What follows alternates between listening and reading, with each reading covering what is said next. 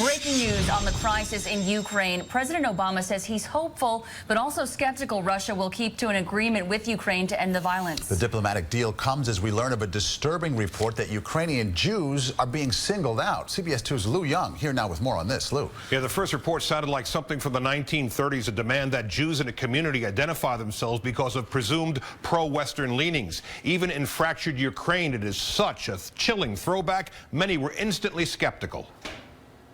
The alarming report of Jews being asked to register comes from the eastern Ukraine city of Donetsk, a hotbed of Russian nationalism. Worshippers emerging from a synagogue in the city were reportedly handed official-looking flyers telling them to pay a fee and identify themselves and their property to the new separatist government. It sent a chill around the world reminiscent of a dark time from the last century. It is a stark example of anti-Semitism and a way of intimidating the Jewish community. Secretary of State John Kerry in Switzerland says all sides in the current negotiations to end the Ukraine crisis, including Russia, have condemned the development. In the year 2014, after all of the miles traveled and all of the journey of history, this is not just intolerable, it's grotesque.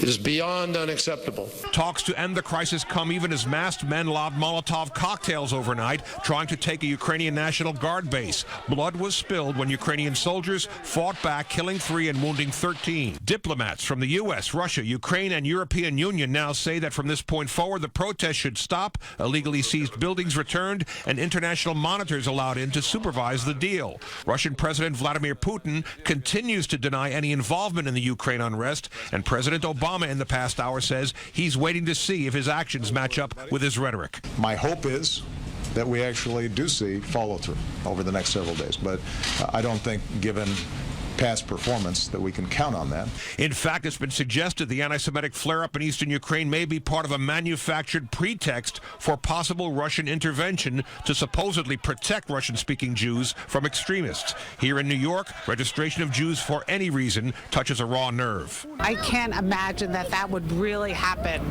because that would just be a setback, a throwback of history that cannot be repeated.